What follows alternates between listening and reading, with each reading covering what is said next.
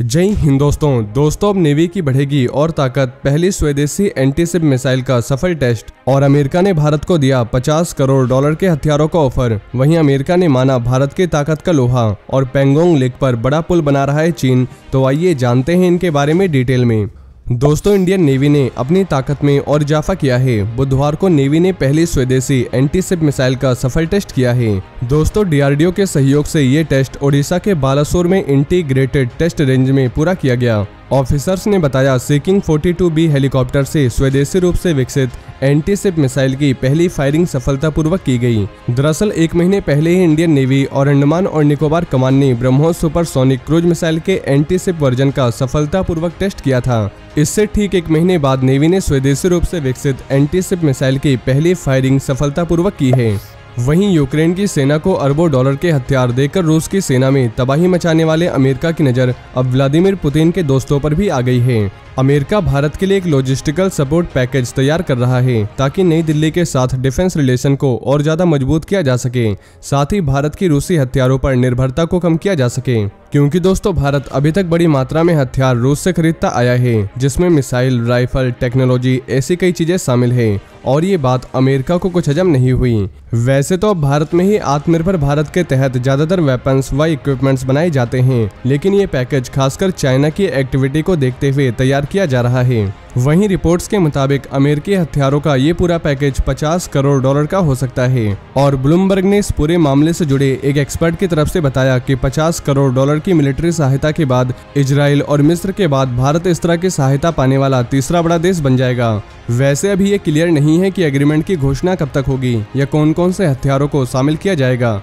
लेकिन एक American senior officer ने बताया कि अमेरिका का ये कदम राष्ट्रपति जो बाइडेन की ओर से भारत को लंबे समय के लिए सुरक्षा सहयोगी बनाने की कोशिश का हिस्सा है। वहीं US department of defence pentagon के एक सीनियर ऑफिसर ने बताया कि पाकिस्तान और चीन से खतरे को देखते हुए भारत जून 2022 तक S-400 मिसाइल डिफेंस सिस्टम की तैनाती का प्लान बना रहा है। अमेरिकन डिफेंस इंटेलिजेंस एजेंसी के director lieutenant general Scott Berrier ने कांग्रेस की एक सुनवाई के दौरान सांसद की आर्म्ड सर्विसेज कमेटी के सदस्यों को ये जानकारी दी है। उन्होंने बताया कि भारत को पिछले साल दिसंबर से रूस से S-400 मिसाइल डिफेंस सिस्टम मिलने लगे हैं। अक्टूबर 2021 तक भारत की सेना अपनी जमीनी और समुद्री सीमाओं की रक्षा के लिए व साइबर क्षमताओं को बढ़ाने के लिए एडवांस मॉनिटरिंग सिस्टम की खरीद पर विचार कर रही थी। बैरियर ने बताया, दिसंबर में भारत को रूसी S-400 मिसाइल डिफेंस सिस्टम का शुरुआती बैच मिला है और पाकिस्तान व चीन से खतरे को देखते हुए भारत जून 2022 तक इस सिस्टम को पूरी तरह से तैनात कर सकता है। साथ ही उन्होंने बताया, भारत अपने हाइपरसोनिक बैलिस्टिक क्रूज मिसाइल का निर्माण कर रहा है और एयर डिफेंस मिसाइल क्षमताओं को विकसित कर रहा है। 2021 से लगातार कई टेस्ट किए गए। स्पेस में भारत के सैटेलाइट की संख्या बढ़ रही है और वो स्पेस में अपना प्रभाव बढ़ा रहा है। इसी के साथ ही भारत और भी कई चीजों में तेजी से आगे है। वहीं लद्दाख में नापाक साजिश रच रही चीन की सेना पेंगोंग झील पर बड़ा पुल बना रही है और ये चीन की ओर से पेंगोंग झील पर बनाया गया दूसरा पुल होगा, जिसका इस्तेमाल भारी कॉम्बैट व्हीकल्स जैसे टैंक, आर्मर्ड व्हीकल्स को भारतीय सीमा के बेहद करीब तक पहुंचाने के लिए इस्तेमाल किया जाएगा। चीन ये दूसरा पुल ऐसे समय पर बना रहा है जब लद्दाख में चल रहा गतिरोध तीसरे साल में एंटर कर गया। चीन की ओर से बनाया जा रहा पुल अब पूरा हो गया है। रिपोर्ट के मुताबिक पहले पुल का इस्तेमाल दूसरे पुल के निर्माण के लिए सर्विस पुल के रूप में किया जाएगा।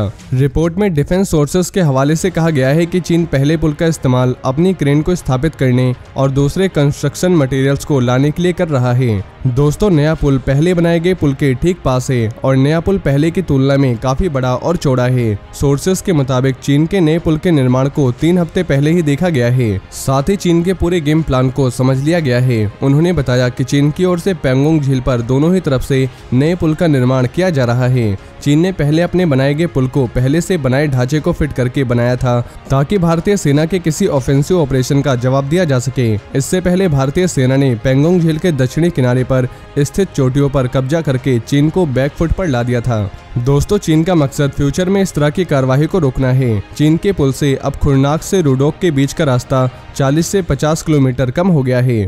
पेंगोंग झील 135 किलोमीटर लंबी है जो चारों तरफ से जमीन से घिरी हुई है। ये झील लद्दाख से लेकर तिब्बत तक फैली हुई है और इससे पहले बना चीनी पुल केवल सैनिकों और लाइट व्हीकल्स को ही झेल सकता था, लेकिन नया पुल काफी बड़ा है और चौड़ा भी। इसका मतलब ये हुआ कि चीन की सेना न केवल अपने सैनिकों को बल्कि आर्मर्ड व्हीकल्स को भी उसी तेजी से भेजना चाहती है। चीन की सेना अब इन पुलों को अपने मिलिट्री बेसिस से जोड़ने के लिए रोड बना रही है। चीन की कोशिश भारतीय सैनिकों को कई रास्तों से पैंगोंग झील के दक्षिण किनारों पर कब्जा करने से रोकना है। उधर भारत ने कहा है कि चीन की तरफ से अभी हमले की कोई आशंका नहीं है, लेकिन अगर ऐसा कुछ हुआ तो पूरी ताकत से उसका जवाब दिया जाएगा। वहीं इंडियन नेवी के स्वदेशी एयरक्राफ्ट कैरियर INS विक्रांत के लिए फाइटर जेट्स की तलाश जारी है। इसी कड़ी में अमेरिकन नेवी में बड़े पैमाने पर इस्तेमाल किए जा रहे FA-18 super hornet fighter jet अगले हफ्ते गोवा स्थित INS हंसा नेवल बेस पर पहुंचेंगे।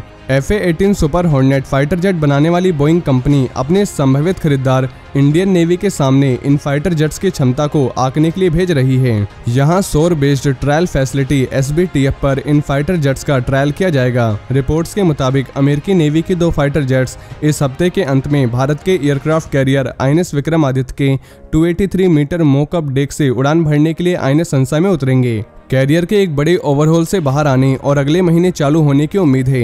इंडियन नेवी को INS विक्रांत के लिए 26 FA-18 super hornet fighter jet खरीदने की उम्मीद है, जिसमें से 8 जेट 2 सीट वाले फ्लाइट ट्रेनिंग एंड ऑपरेशनल दोनों के लिए इस्तेमाल किए जाएंगे।